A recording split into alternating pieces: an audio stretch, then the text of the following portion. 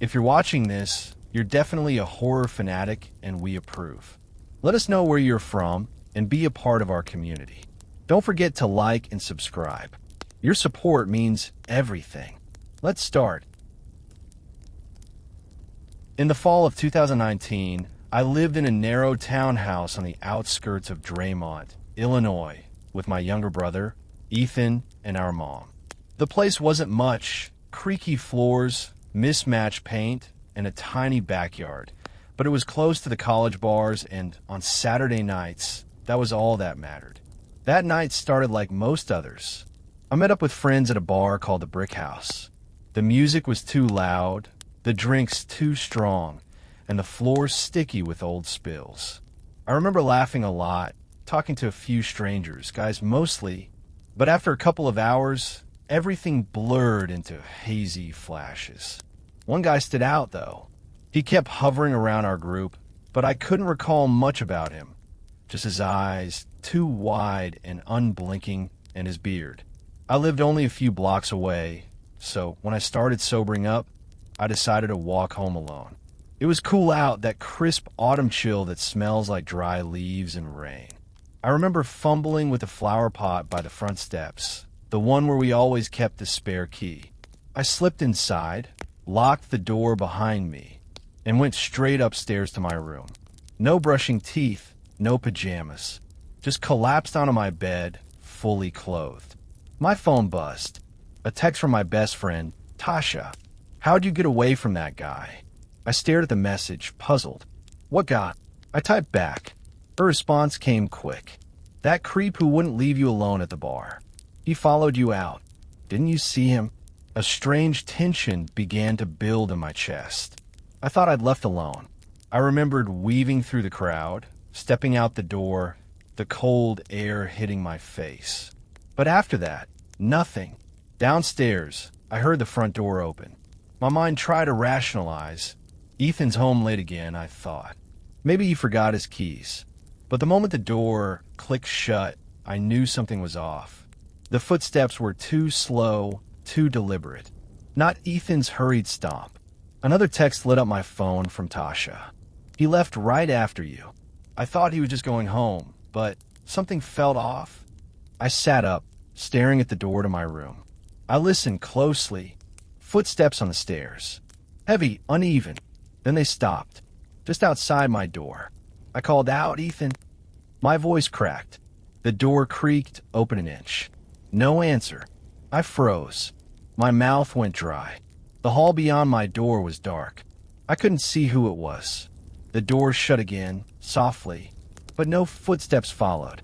Whoever it was still standing there. I grabbed my phone, fingers trembling, and texted my brother. "Are you home? Was it you at my door?" He replied almost immediately. "No, I'm still at Ryan's." "What are you talking about?" That was the moment everything collapsed. I stood up too fast, the blood draining from my head. My hand fumbled for the lamp on my nightstand, and when the light clicked on, my heart stopped.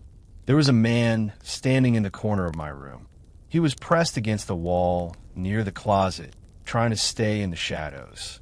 Short dark hair, full beard, thick, stocky frame. He didn't move. He just stared. I screamed, loud and primal. I didn't stop screaming as I grabbed my phone and backed into the opposite corner of the room. On the other end, the 911 operator's voice came through as I fumbled to call them. 911, what's your emergency? There's a man in my room. I sobbed. The stranger flinched, turned, and bolted out of the room. I heard his footsteps pounding down the stairs, and the front door slammed shut behind him. I stayed on the line as the operator tried to calm me down, guiding me step by step. Lock the door, stay in the room, keep talking. Within minutes, flashing red and blue lights lit up the windows. 2 officers came inside, checking every room, every closet, every corner. The house was empty. One of them came back up with something in his hand, our spare key. "We found this in the door," he said. "Looks like he didn't break in. He used this." It hit me like a blow to the chest. He must have followed me home, watched as I crouched by the flower pot to grab the key. waited for me to pass out, then let himself in. The officer gave a description of the man I saw to the other cops, and they put out a bulletin, but nothing ever came of it. No arrest, no follow-up. For the next month, I couldn't sleep in that room. I started locking both my bedroom door and the windows. We got rid of the flower pot key, installed cameras. The next day, my friends filled in what I couldn't remember. The man had circled our group like a shark all night, pretending to be part of the conversation, but never really speaking. Just watching. Always watching. To this day, I can't walk past a flower pot without thinking about that night. About what could have happened if I hadn't turned on the light. If I hadn't screamed. Because for several long minutes, that man was in my room, breathing the same air, holding who knows what behind his back. And I'll never know why he left. Spring break, 2019. It was a last-minute decision. All the good destinations, Cancun, Myrtle Beach, anywhere with a real party scene, were either overbooked or too expensive by the time my friends and I got serious about planning. So we settled for what felt like a compromise, a remote beach rental in Driftwood Bay, Georgia, through a listing on a no-name vacation rental site. The place looked decent enough in photos, weathered with siding, big wraparound porch for bedrooms. Quiet beach just across the dunes. We figured it would do. There were 4 of us, me, Nate, Drew, and Marcus, and we drove down in Drew's mom's SUV, all of us packed shoulder to shoulder with bags of liquor and optimism. When we arrived, the sun was still climbing, casting orange light across the slats of the deck. The key was exactly where the host, Linda, said it would be, tucked beneath a potted aloe on the front stoop. The moment we opened the door, though, we caught a smell. Not strong, not foul, just strange, like mildew mixed with something metallic. It was subtle but unmistakable. We explored the house with half-drunk excitement, claiming rooms and tossing our bags onto creaky beds. The house was bigger than expected. 2 floors, high ceilings, drafty hallways. My room was at the end of the second-floor hall.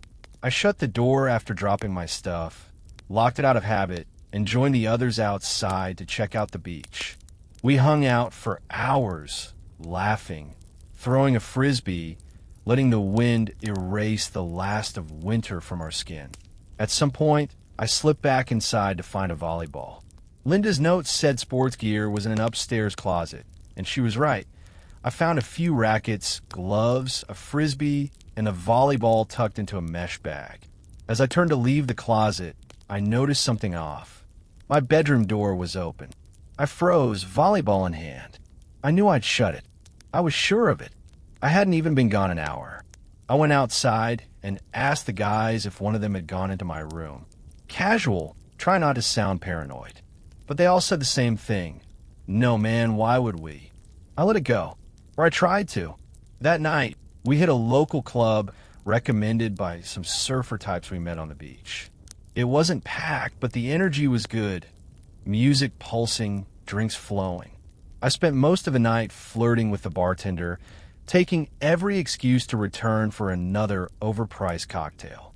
I mixed too much rum, vodka, beer, and by 1 a.m., my stomach was in open revolt. I'm heading back, I told Nate. Can't hang tonight. You good? He asked. Yeah, I left the key in the mailbox like we talked about. The house wasn't far. I made it in 10 minutes, the night air helping settle my head. Inside, I locked the door, climbed the stairs, and collapsed onto the bathroom floor next to the toilet. The world was spinning, but I couldn't puke. Just that horrible, queasy limbo. That's when I heard it. A thud. Not loud, but sharp. It came from one of the rooms down the hall. I slowly stood up, wiped my forehead, and peeked into the hall. The door to the guest room, Marcus's, I thought, was slightly ajar. A small night light was on, casting a sickly orange glow. I crept forward, my footsteps muffled by old carpet.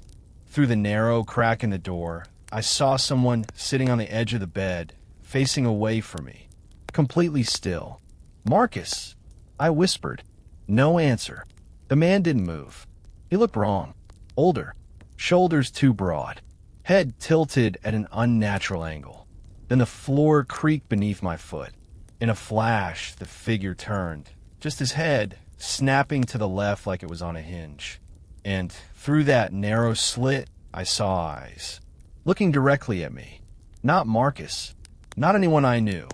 A middle-aged man, face pale and motionless, sitting on the bed like he belonged there. I stumbled backward and slammed the bathroom door shut, locking it just as the hallway creaked again. I pressed my back to the wall, heart punching my ribs. My phone was in my pocket. I called Nate. No answer. Then Drew. Voicemail. Then I tried the host, Linda. Straight to voicemail. Finally, I called 911. "There's someone in our rental house," I whispered. "I don't know who he is. He's upstairs. Please send someone, please." Minutes dragged. I heard footsteps near the door. The knob turned, softly like someone testing it. Then the steps faded. When the officer knocked, I ran downstairs and yanked the door open like I'd been underwater. He was young, calm. Took me seriously, though. Together, we searched the house. First floor, empty. Closets, cabinets, under the couch, nothing. Upstairs, bedroom by bedroom, until we reached the one where the man had been sitting. Empty. No signs of forced entry. No open windows. Just a faint trace of that metallic smell again. "You're sure you saw someone?" the officer asked. "Yes," I said. "I swear." He was just sitting there. He had me fill out a report, then left. I locked the bathroom again until the others returned. When I told them what happened, they didn't laugh. They knew me too well, and when I called Linda the next day, her reaction chilled me more than the man himself. She went silent for a moment after I described him. Then she said, in a shaky voice that sounds like my ex, "He used to live there with me. That was our bedroom." She apologized, said she'd refund us and cover a hotel if we wanted to leave. But we didn't. We stayed the week, locking every door, checking every room twice. Nothing else happened. No sightings, no sounds. But sometimes I'd walk past that room and feel it again, like something was just barely out of sight, waiting.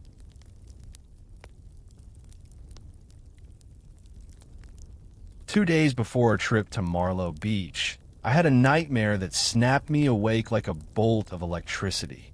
I was in my basement, controller in hand, playing a game I hadn't touched in years. Everything about the dream felt unnervingly detailed. The hum of the ceiling light, the texture of the beanbag chair under me. Then from behind me, I heard a click, the creak of the small closet door opening. I turned slowly. Standing inside, hunched and silent, was a man. He didn't move, just stared at me, face slack, as if I'd interrupted him in the middle of something. His eyes were small, too wide apart. His skin was papery, stretched tight over high cheekbones. His lips never moved. I jolted upright in bed, heart pounding, breath sharp. I never dream in detail, but I remembered every wrinkle of that man's face. I told myself it was nothing. Stress, maybe, but that image stayed with me. By the time we landed in Marlow 2 days later, me and my 3 roommates, all cramped into a tiny rented beach apartment. I had mostly shaken it off. South Shore was overflowing with bodies, sound, heat, thousands of strangers. The kind of place where your mind should forget everything except the next drink or dance floor. And for a while it worked, until I saw him. It was on our first full day. The 5 of us had pushed our way through the dense crowd near the beach stage, laughing and half drunk. I was scanning the bodies around us, dancers, vendors, kids tossing beach balls overhead, when my eyes caught on someone standing completely still. He was just beyond the throng, partially obscured behind a group of sunburned tourists, staring at me. He wasn't dancing, wasn't talking, just watching. For a few seconds, our eyes met. My stomach twisted. The face. His face. The man from the closet. I blinked and turned away, panic crawling up my throat. I grabbed my friend Lacey's arm. "There's this guy. He's just watching me." She followed my gaze. "Where?" I pointed. "He was gone. Just a creep," she said. "Ignore him." But I couldn't. We pushed closer to the water where the crowd thickened and the music drowned out thought. I tried to focus on the noise, the rhythm, the heat of the sun, but I kept scanning, searching, and then I saw him again. This time, he was closer, wedged between two lifeguard stands, half-shadowed, still unmoving. His eyes locked onto mine like he'd been waiting. I grabbed Lacey again. "There. That's him." She looked. "Where?" "I don't see anyone." I turned back. Gone again. My mouth went dry. My heart was racing. I forced my way through the bodies and out of the crowd, ignoring the music, the calls from my friends.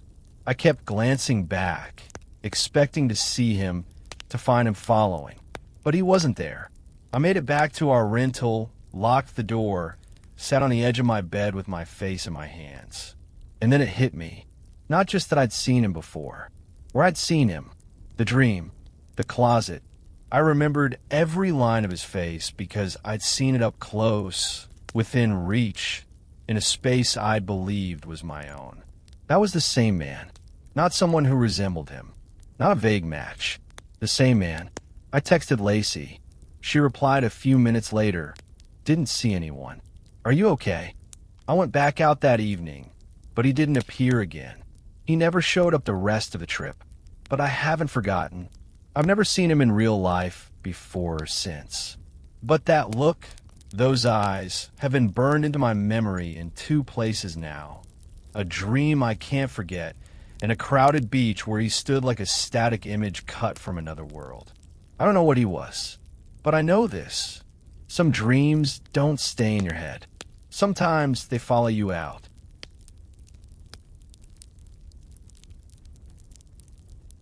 Spring break, 2017. We weren't supposed to be out that late, but the drinks were cheap, the music was good, and no one wanted to be the first to call it. It was just me, Ivy, and Danny, three friends who had managed to sneak away from cold Indiana for a few days of sunshine and nightlife in Port Amber, Florida. Our hotel was only a 15-minute walk from the boardwalk club we'd been dancing at, so when the place started thinning out near 3 a.m., we decided to skip the cab and walk back. The streets were almost entirely empty. That eerie kind of quiet that settles over beach towns when the last bar shuts, and even the waves sound tired. Then we heard it, bass-heavy music rolling toward us like distant thunder. A black car, low, sleek, its windows dark as obsidian, came cruising up behind us, slow and heavy. The music blared, aggressive and pulsing. I glanced over my shoulder as it passed, but I couldn't see inside. It rolled past, then braked just up ahead. The engine rumbled, idling. "Ignore it," I muttered. "Don't look. Just walk." Ivy squeezed my hand. Danny was already speeding up. 2 blocks later, we came to a shortcut, an alley that cut behind a row of shuttered shops, and would take us straight to the hotel. We hesitated. It was darker than usual, the overhead bulb flickering like it was dying. But we took it anyway. Halfway down, I heard them before I saw them. The sound of footsteps behind us, fast and deliberate. I turned and saw 3 shadows stretching long across the pavement under the alley's dying light. Then came voices, low, laughing, purposeful. I turned my head. 3 men. They weren't just walking. They were following. Same car? It had to be. "Keep moving," I whispered. We picked up our pace. Ivy's heels clicked faster against the concrete. Danny was already barefoot, clutching her shoes. Then one of the men called out, "Hey, wait up." My blood turned cold. He was closing the distance. I felt his hand clam down on my shoulder. Instinct took over. I screamed loud, raw, panicked, and swung my bag backward, over and over. Ivy screamed, too. Danny dropped her shoes and started shouting for help. The alley echoed with noise. That's when they appeared, two other men coming from the opposite end. Locals, maybe, or just late-night wanderers. One shouted, "What's going on here?" The three behind us froze. They looked at the newcomers, then back at us, and then they walked away. Just like that. No threats, no words, just silence and retreating footsteps. The two strangers asked if we were okay, offered to walk us to our hotel. But we were close enough now and shaken enough not to want anything to do with more unknown men, even if they meant well. We thanked them and ran the last block to our hotel, adrenaline carrying us through the lobby, past the security guard, and into the elevator. It wasn't until we were in our room, door locked, lights on, that any of us spoke. "What do you think they wanted?" Danny asked. None of us answered. We didn't need to. We already knew.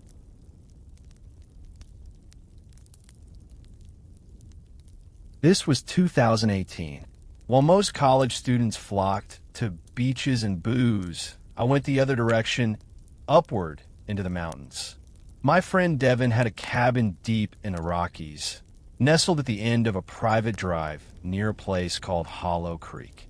His family only visited a few times a year, and this week the place was ours.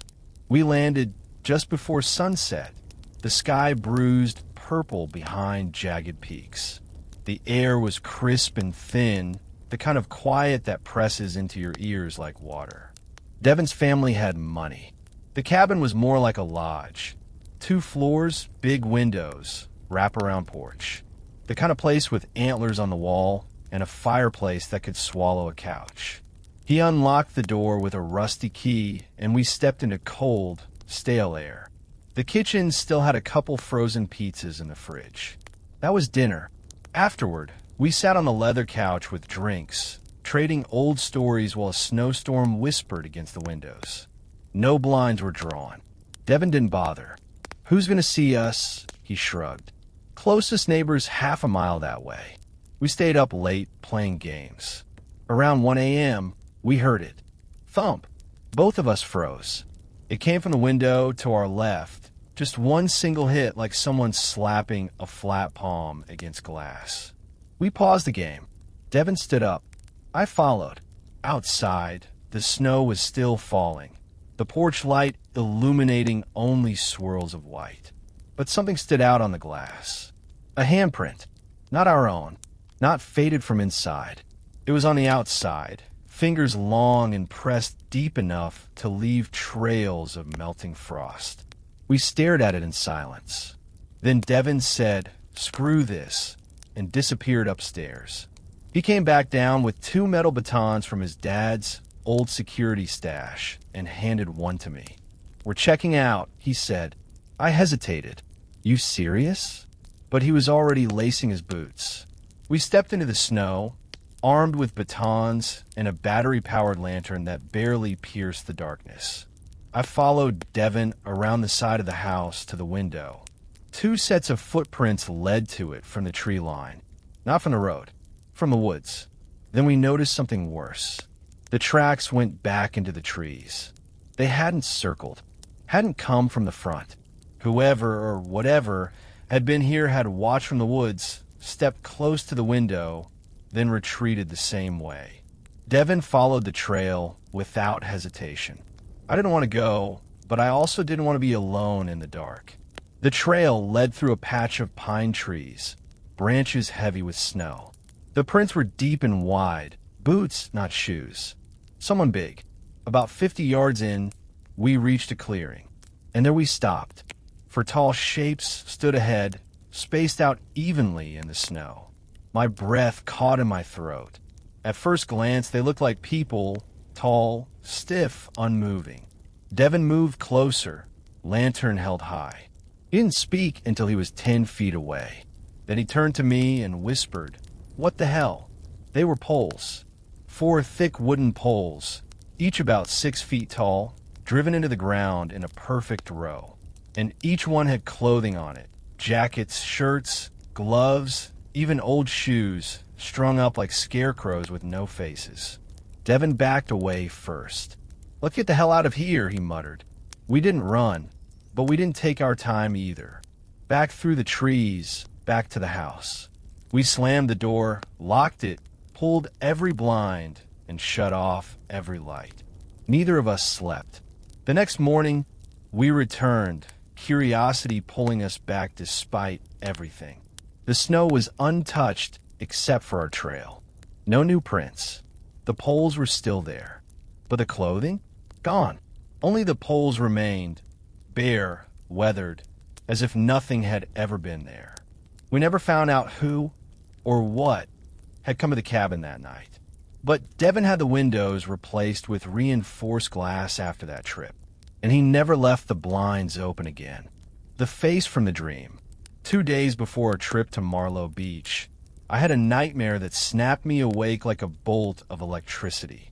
I was in my basement, controller in hand, playing a game I hadn't touched in years. Everything about the dream felt unnervingly detailed. The hum of the ceiling light, the texture of the beanbag chair under me. Then from behind me, I heard a click, the creak of the small closet door opening. I turned slowly. Standing inside, hunched and silent, was a man. He didn't move, just stared at me, face slack, as if I'd interrupted him in the middle of something. His eyes were small, too wide apart. His skin was papery, stretched tight over high cheekbones. His lips never moved. I jolted upright in bed, heart pounding, breath sharp. I never dream in detail, but I remembered every wrinkle of that man's face. I told myself it was nothing. Stress, maybe, but that image stayed with me. By the time we landed in Marlow 2 days later, me and my 3 roommates, all cramped into a tiny rented beach apartment. I had mostly shaken it off. South Shore was overflowing with bodies, sound, heat, thousands of strangers. The kind of place where your mind should forget everything except the next drink or dance floor. And for a while it worked, until I saw him. It was on our first full day. The 5 of us had pushed our way through the dense crowd near the beach stage, laughing and half drunk. I was scanning the bodies around us, dancers, vendors, kids tossing beach balls overhead, when my eyes caught on someone standing completely still. He was just beyond the throng, partially obscured behind a group of sunburned tourists, staring at me. He wasn't dancing, wasn't talking, just watching. For a few seconds, our eyes met. My stomach twisted. The face, his face, the man from the closet. I blinked and turned away, panic crawling up my throat. I grabbed my friend Lacey's arm. "There's this guy. He's just watching me." She followed my gaze. "Where?" I pointed. "He was gone. Just a creep," she said. "Ignore him." But I couldn't. We pushed closer to the water where the crowd thickened and the music drowned out thought. I tried to focus on the noise, the rhythm, the heat of the sun. But I kept scanning, searching, and then I saw him again. This time he was closer, wedged between 2 lifeguard stands, half-shadowed, still unmoving. His eyes locked onto mine like he'd been waiting. I grabbed Lacey again. "There. That's him." She looked. "Where?" "I don't see anyone." I turned back. Gone again. My mouth went dry. My heart was racing. I forced my way through the bodies and out of the crowd, ignoring the music, the calls from my friends. I kept glancing back, expecting to see him, to find him following. But he wasn't there. I made it back to our rental, locked the door, sat on the edge of my bed with my face in my hands. And then it hit me. Not just that I'd seen him before. Where I'd seen him. The dream. The closet. I remembered every line of his face because I'd seen it up close, within reach, in a space I believed was my own. That was the same man. Not someone who resembled him. Not a vague match. The same man. I texted Lacey. She replied a few minutes later. "Didn't see anyone. Are you okay?" I went back out that evening, but he didn't appear again. He never showed up the rest of the trip. But I haven't forgotten. I've never seen him in real life before or since. But that look, those eyes, have been burned into my memory in 2 places now. a dream I can't forget, and a crowded beach where he stood like a static image cut from another world. I don't know what he was, but I know this.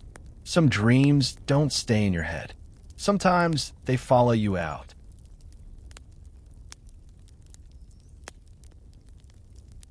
The day it happened, Owen was already on edge. It was his second month at Elmgate High, a brick and steel behemoth tucked into the rainy outskirts of West Haven. The hallways smelled faintly of floor polish and cafeteria grease. The kind of school where everyone either blended in or became a target. That morning, fourth period had dragged, and Owen, uncomfortable from too much coffee, raised his hand mid-lecture. "Bathroom?" he asked. Mr. Drexler barely looked up. "Be quick." Owen slipped into the hallway, thankful for the silence. The school always felt too loud, too crowded. But the corridor leading to the restrooms was quiet, too quiet, like a museum after hours. His sneakers squeaked against the linoleum as he approached the boys' bathroom tucked between the science labs. He pushed the door open. No one inside. He took the last stall, stall 3, the one with the chip paint and the door that didn't quite latch unless you jiggled it just right. He locked it, sat down, and tried to relax. That's when he heard it. Scritch, scritch, scritch. A soft scratching sound. Fingernails, it sounded like, against the metal of the stall door. Owen froze. He leaned forward, peering under the door. No shoes. No feet. No shadows. "Hello," he called. No answer. The sound stopped. Owen's heart ticked up a notch. He glanced to his right, then tilted his head back instinctively. The stall ceiling had a small crack in one of the panels, a narrow sliver in the stained tiles. That's when he saw it. A face, not a shadow, not a trick of light. A face looking directly down at him. Expressionless. Pale. Its eyes hollow, unblinking. The head was angled just enough to be visible through the narrow opening, as if whoever, or whatever, it was had positioned itself deliberately. Owen gasped, his breath catching in his throat, his body locked up, frozen by a kind of fear he'd never known before. He stared up, trembling, unable to move, even as his body screamed at him to run. The face didn't move. It just watched. Somehow, Owen fumbled his phone out of his hoodie pocket. Hands shaking, he opened the camera and snapped a picture. He didn't look to see if it captured anything. He just bolted. The stall door banged open, and he sprinted out of the bathroom, nearly slipping on the slick tile. He ran straight to the janitor's office, clutching his phone like it was evidence in a murder case. Mr. Harold, the janitor, looked up from a mop bucket. "Someone's in the ceiling." Owen shouted. "In the bathroom, stall 3. Harold followed him back, but the ceiling was quiet now. The crack still there, but empty. Later, Owen showed the photo to his friends. The image was blurry, dark, almost useless, but you could make out something, vague features, a pale oval where a face should be. A few students swore they'd heard whispers in that bathroom before. Scratches. One girl even said she saw something crawl into the ceiling once, but no one believed her. The school administration brushed it off. Prank, they said. Photoshopped. But they quietly had a maintenance crew check the ceiling tiles. Nothing was found. That night, Owen couldn't sleep. He lay awake, phone in hand, staring at the blurry photo. Because no matter how hard anyone tried to explain it away, one truth stayed lodged in his mind like a splinter. Whatever was up, there wasn't supposed to be, and it had been watching.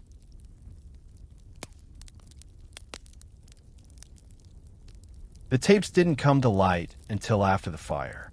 Crenshaw High School had been standing for nearly 90 years in a quiet town tucked between low ridges and railroad tracks.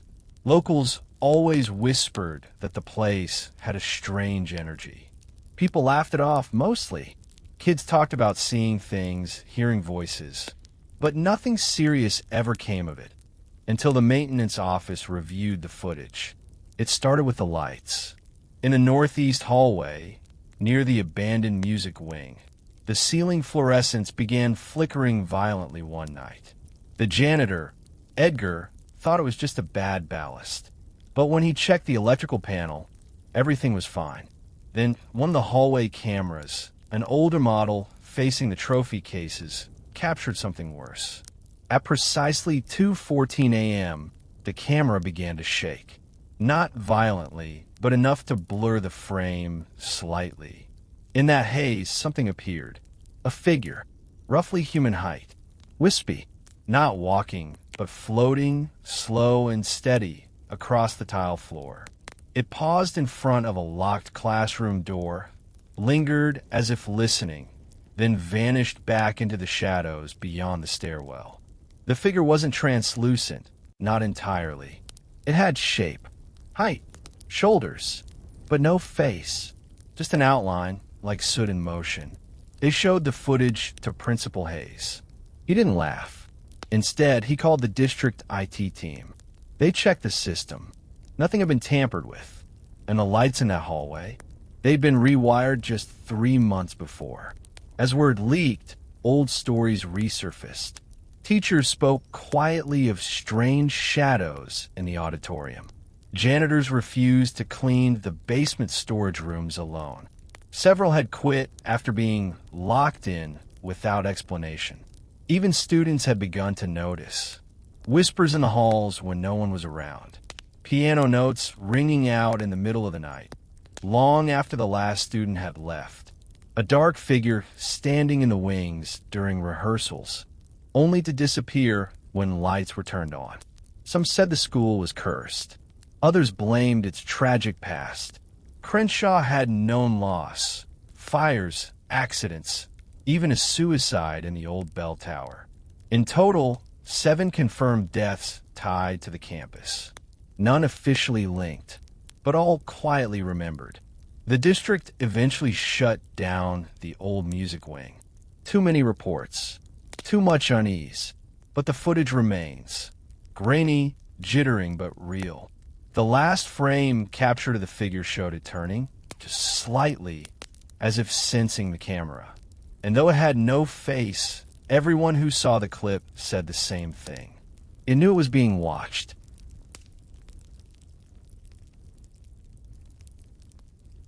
It was just after second period when it started. The students of Fairbrook Academy had filtered into room 212 for English literature. It was a Friday in late October, the kind of gray, overcast morning that made the classroom feel even more drained of life. Ms. Hadley was writing the day's discussion prompts on the board. Something about Shakespeare, when one of the students, Emily Vargas, let out a sharp gasp. It wasn't loud, not at first, but it drew attention because Emily wasn't the kind of girl to make a scene. She was quiet, sharp-witted, always sitting front left, always first to raise her hand. Now she was staring at her desk, knuckles white, lips parted like she was about to scream. Her whole body was locked still, except for her eyes, which flicked around the room like she was seeing something no one else could. "Emily," Miss Hadley stepped toward her. "Are you okay?"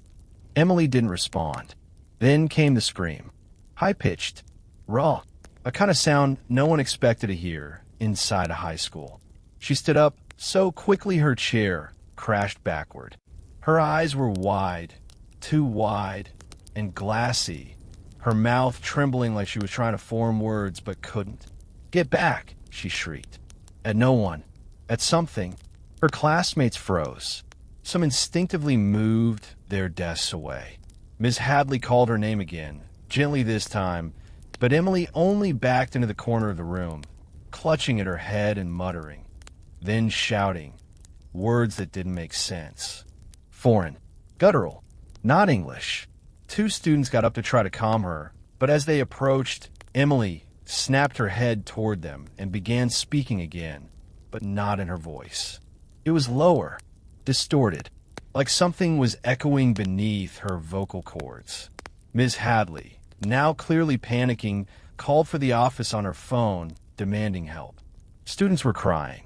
A few filmed, until a senior named Lexi slapped one of the phones out of the hand and yelled, "Stop it!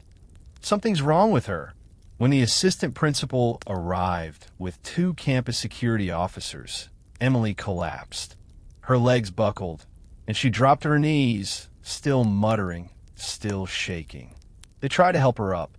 That's when she started screaming again, but not in fear, in rage. It took both officers to hold her down. She clawed, kicked, shrieked. She didn't recognize anyone, not her classmates, not Ms. Hadley, not even the nurse who'd known her for years. It wasn't a seizure. It wasn't drugs. It was something else, something no one wanted to name.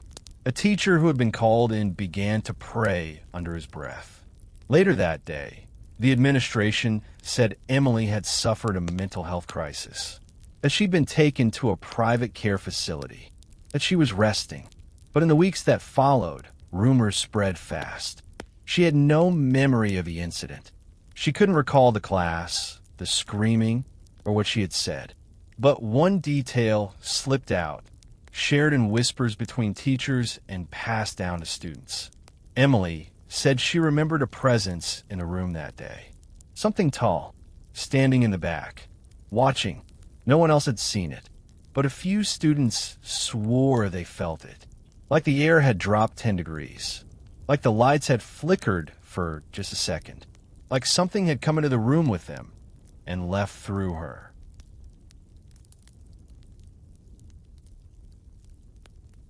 The school had been abandoned for 12 years by the time we decided to break in. Tate and I had talked about it for months. Coleridge High sat half swallowed by weeds at the edge of a forgotten industrial zone in northern Michigan. Torn fences, boarded windows, no trespassing signs slapped half-heartedly onto sagging doors. Everyone in town had heard stories of voices late at night, of movement in windows long after the last student had walked out. It had been closed after a fire in the chemistry wing. That much was true. What happened after depended on who you asked. We went in just before midnight, armed with cheap flashlights, a GoPro strapped to Tate's chest, and the kind of reckless energy that only boredom and youth can create. The place was silent. Every footstep echoed across cracked linoleum. The air smelled like mold and burnt plastic. We moved slow, half whispering commentary into the camera for fun. "Still think this was a good idea?" I asked. Tate grinned. "Best spring break ever." We wandered through dust-coated lockers and classrooms where the walls still held faded motivational posters. In one science room, we found a set of desks toppled over, as if someone had fled in a hurry. On one chalkboard, a message remained faintly visible. "Don't let it follow you." Tate pointed at it with a smirk. "Creepy." We laughed it off. There were no ghosts, just shadows and our imaginations. Or so we thought. We stayed about an hour, filming everything. Then we left. No screams, no chase, no bloody handprints. Just silence and the sound of gravel crunching under our boots as we got back in the car. But it wasn't until the next day, reviewing the footage on my laptop, that things changed. We were watching the hallway scene, the part where we panned across rows of broken lockers. Tate was narrating, flashlight beam jittering slightly as he walked. Then, just for a second, the light catches something. A figure. It's standing motionless in the doorway of a classroom behind us. Barely lit. No head. Just a dark torso, still and centered like it had been posed there. Neither of us reacted in the video. Neither of us had seen it. I paused the frame. Rewound. Played again. It was there, but only for that moment. I called Tate. He didn't believe me until I sent him the file. He called me 10 minutes later. "Dude," he said, voice shaking. "What the hell was that?" We went frame by frame. Tried to brighten the image. Still nothing helpful. No detail. Just that headless figure, visible for half a second, and then gone. We never posted the video. We never went back to Coleridge High. I tried to convince myself it was a trick of the light, a smudge on the lens. But I know the hallway. I remember that moment. And I remember that icy feeling I had for just a second that night, like we weren't alone. Whatever it was, it stood still, watched us, let us leave, and somehow, I think that's the part that scares me most.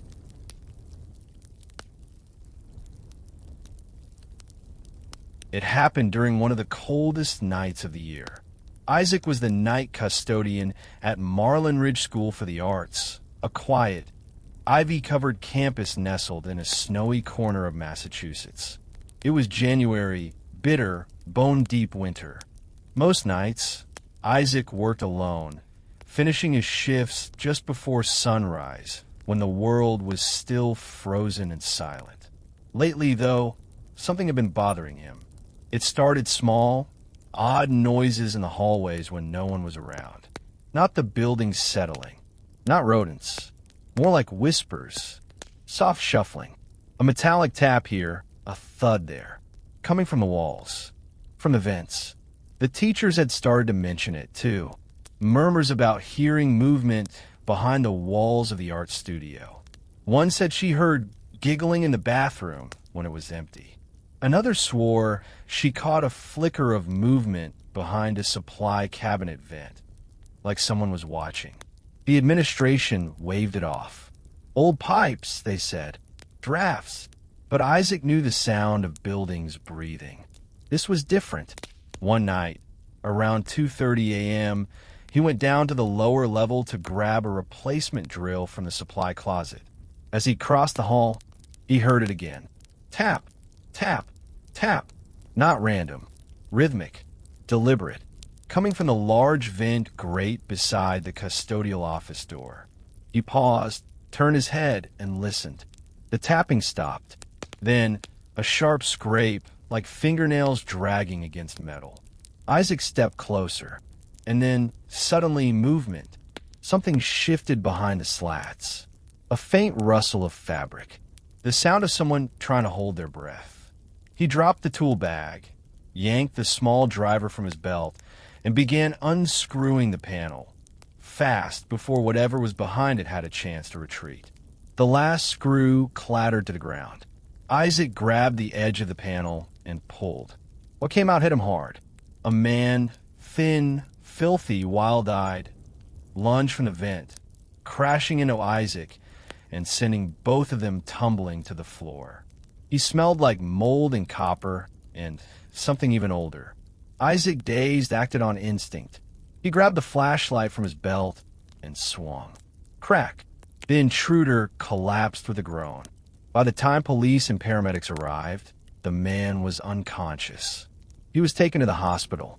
Later, he confessed everything. He had been living in the vents for weeks, maybe longer, crawling through the ductwork, sleeping in insulation, and watching through tiny holes drilled into vents and bathroom walls. He knew the schedules. He knew the class rotations.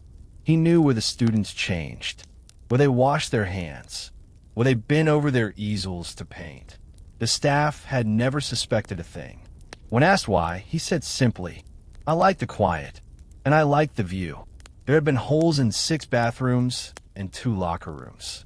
No one knows exactly how long he'd been there, or how many people he saw.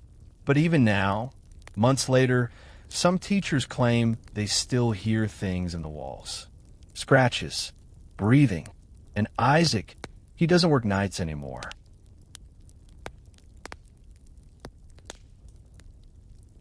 Halloween 2018 had fallen on a rare Saturday, which meant no school the next day and no curfews.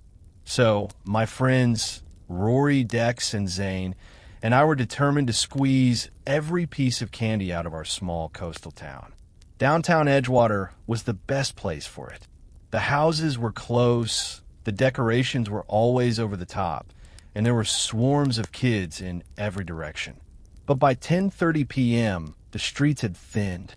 The porch lights were off, the pumpkins flickered low, and our candy bags were already sagging with the weight. We decided to call it. But instead of heading home, we drifted toward the park near the harbor, hoping to burn off our sugar high with some harmless goofing around. Rory had a can of shaving cream. Dex had silly string, and the playground was already a canvas of smeared foam and busted confetti eggs. Then, out of the corner of my eye, I noticed a figure at the edge of the park. A clown. At first, we laughed.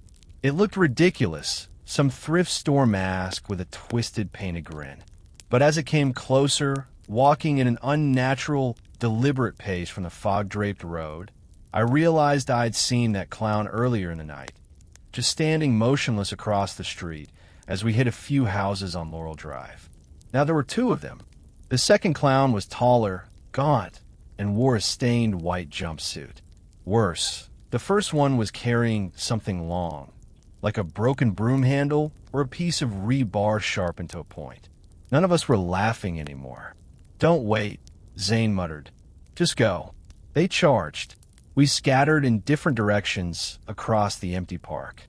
I didn't look back, just ran, bolting across dark lawns, cutting through backyards, and praying I wouldn't hear footsteps behind me. I didn't know Edgewater's winding streets as well as the others, but I knew how to get to Zane's house. It took me a solid 7 minutes of full sprinting before I lost the clown. My lungs were seizing and my heart was hammering like it was going to explode when I finally ducked into Zane's backyard and collapsed behind his shed. I called him immediately. He answered breathless. He'd just shaken the other clown near the gas station and was on his way back. One by one, we regrouped. Dex had made it to a nearby convenience store in Kellen. Our fourth friend had gone straight home. We all ended up at Zane's place, sitting in his backyard, still catching our breath, trying to laugh it off between nervous glances at the street. Inside, we dumped our candy on the living room carpet and put on some party game on his Xbox, trying to drown the tension in noise and dim light. It almost worked, until Rory, who was sitting by the window, whispered, "Turn the TV off." I looked up. "What?" "There's a clown outside." He ducked below the windowsill. I laughed. "Come on, man." He grabbed my arm. "I'm not messing around." I stood and peered through the slats in the blinds before he could stop me. He wasn't lying. There, standing just beyond the front steps, was the same clown from earlier, the one with the jagged weapon. He was just staring, not moving, not even shifting his weight. He knew where we went. I yanked the blinds closed and said, "Upstairs. Now." We killed the TV, bolted up to Zane's bedroom, and peeked again from the second floor. The clown was gone. We waited. No knock. No creak of the porch. Nothing. He never came back. But the next morning, Zane sent a group text with a photo. On the back patio table, sitting alone and perfectly centered with a rubber clown nose. Placed there, quietly, at some point during the night. None of us had slept. We never even heard the back gate open. And we never saw those clowns again. But for weeks, I couldn't sleep unless every curtain was drawn, every door locked, and the porch light blazing. That night taught me something Halloween never had before. That costumes don't make monsters scary. Intent does.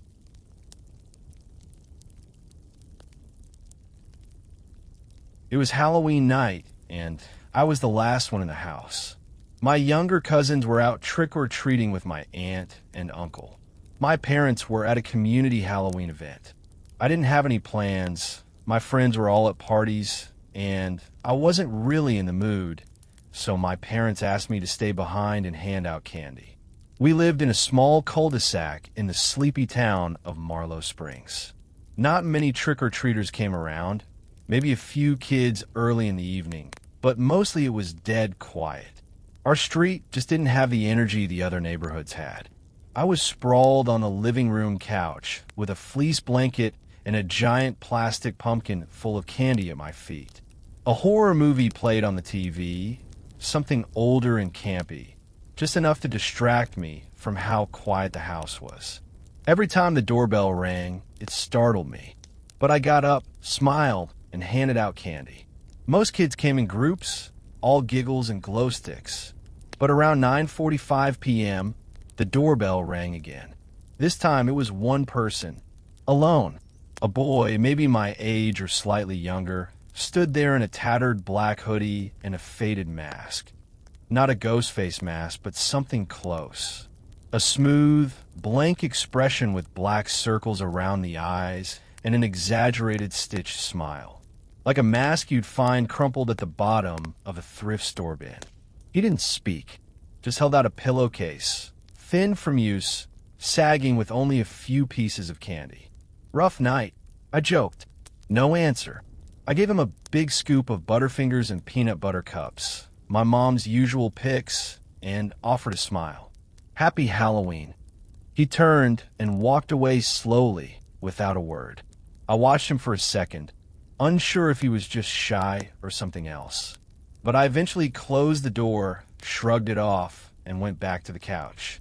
The movie ended, and I began flipping channels. Static, ads, old sitcom reruns. Somewhere in the silence between switching channels, I heard something. A thump. A soft bump. It came from the back of the house. I muted the TV and held my breath. Another faint sound, like the creak of wood under pressure. I walked to the hallway and called out, "Mom." Nothing. "Dad." Still nothing. The hallway led to the den, a dark, unfinished part of the house we rarely used. There was no door separating the main floor from the stairwell that led down. It was just an open descent into shadows. And from where I stood, I could see something I hadn't expected.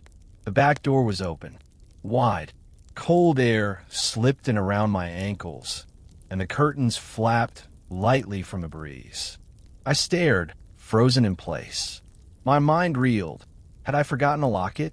Was it the wind? Or had someone come in? I swallowed hard and crept back into the living room, turning the TV back on. Not because I wanted to watch, but because the light felt safer than the dark. But I didn't sit down. I couldn't. Instead, I stood behind the couch and tried to call my mom. She answered on the third ring. "Sweetheart, everything okay? Can you come home?" I asked. "I think someone might be in the house." She paused, then gently said, "Honey, it's Halloween. You're probably just on edge from a movie. We'll be home soon. Lock the doors." I hung up, and that's when I heard the floorboard creak again, from the stairwell. I turned toward it and immediately froze. There, halfway up the stairs, crouched behind the half wall, just out of full view, was a face. The same mask I had seen earlier at the front door. He wasn't walking up. He was watching, staring up at me from the shadowed steps, hoping I wouldn't see him. But I did. And the moment he realized I had, he turned, slow and silent, and vanished back into the dark of the lower level. I couldn't scream. My throat locked up. I bolted up the stairs to my bedroom, locked the door, shoved a dresser in front of it, and curled up with my phone in the closet. I called my mom again and begged them to come home right now. They arrived 15 minutes later. My dad and I went through the entire house, every closet, every crawl space, the entire basement. But whoever had been inside was gone. Nothing stolen. No broken windows. No sign of forced entry. Just one open door. And a few pieces of candy scattered near the bottom step.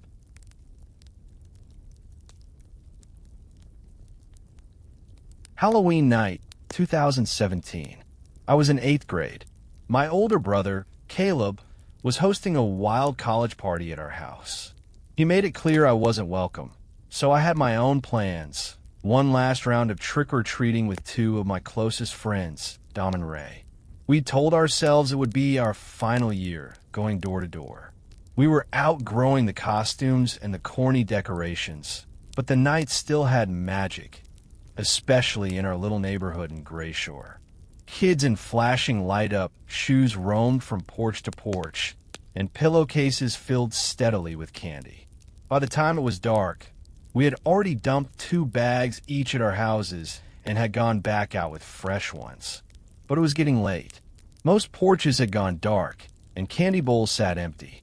We stopped getting anything around 10:30, but none of us wanted to go home yet. So instead, we made a different plan.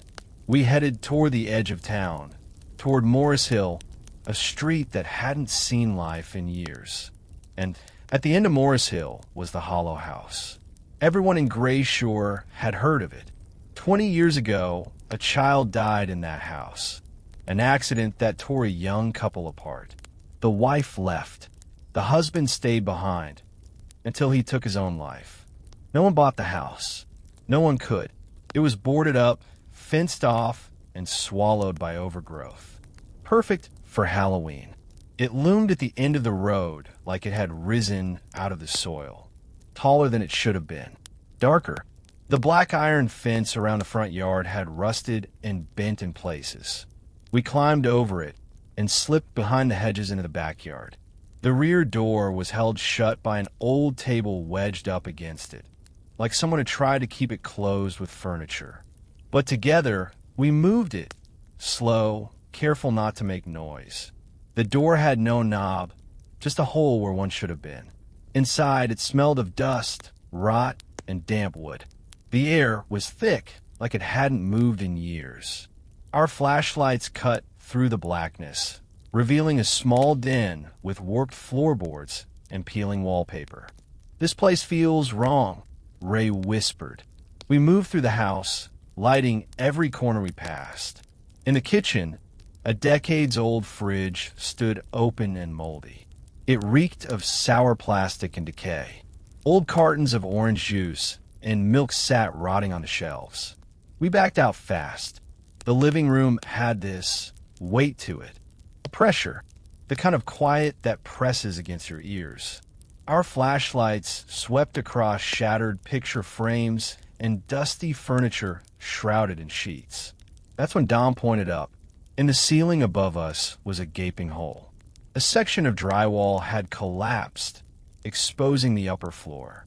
We all pointed our lights upward, and then we heard it. Thump, thump, footsteps, directly above us.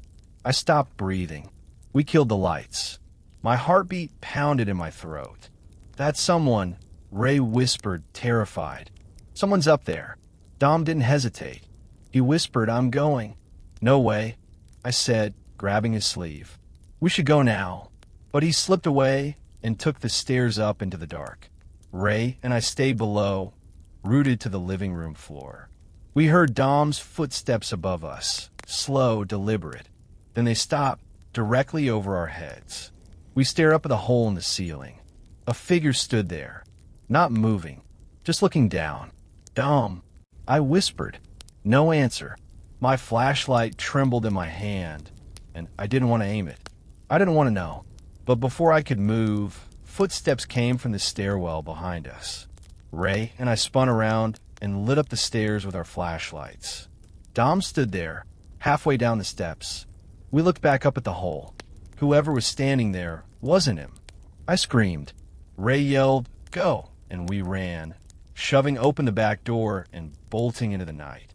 Back at Ray's house, pale and breathless, Dom told us what he'd found upstairs, a stench that made him gag, like rotting meat. He heard breathing in one of the bedrooms, but saw no one. He thought it was one of us playing a trick on him. But what scared us most was this. Whoever we saw above us knew where to stand, knew we were there. The hollow house wasn't just a ruin. It had a heartbeat, and we never set foot on Morris Hill again.